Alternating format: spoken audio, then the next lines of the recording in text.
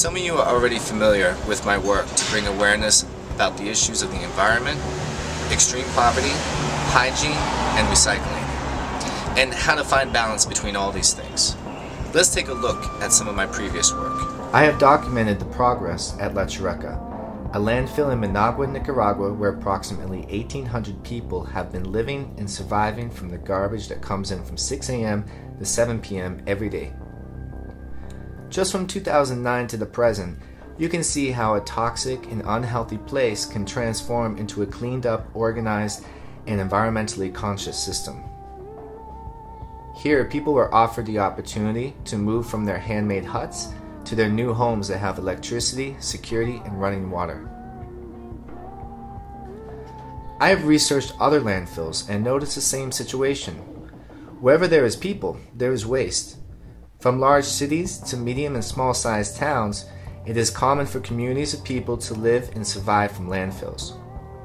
Waste pickers living directly from landfills happen wherever there is extreme poverty and no laws to help protect the environment and the people.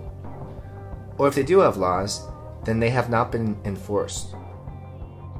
There are approximately 60 million people that live from landfills all over the world.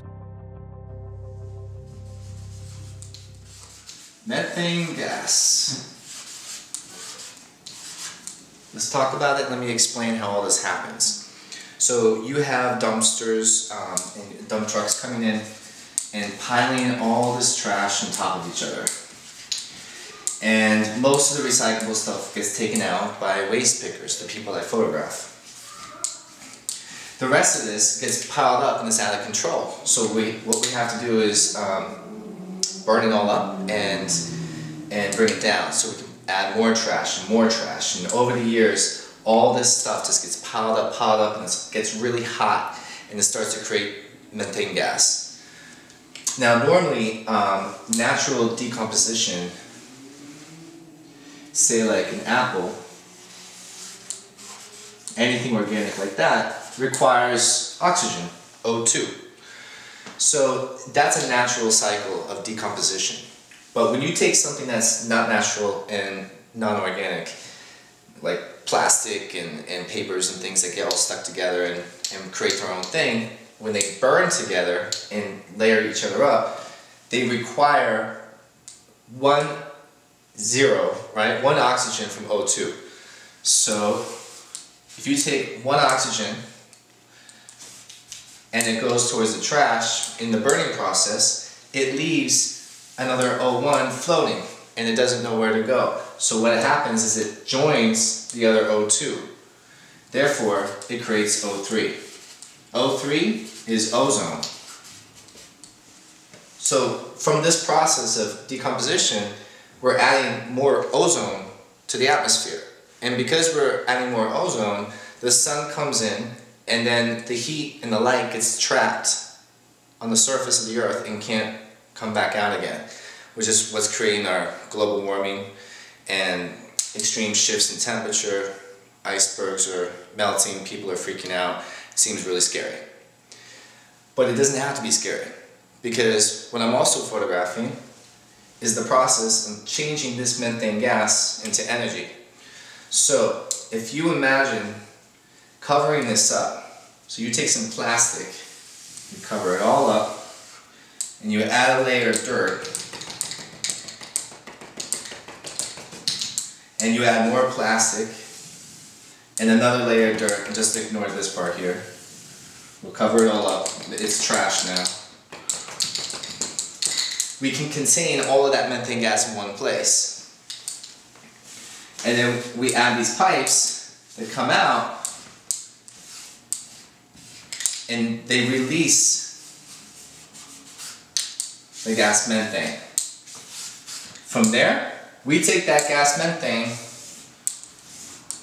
and we convert it into energy using different ways. A lot of people have a different kind of system. They're even now trying to put it as a chemical so that you can transfer it to different places. From there, if we can turn it into energy, we're able to use that energy as electricity to light homes, fuel cars, and basically create this harmony where instead of hurting the environment, we finally complete that cycle.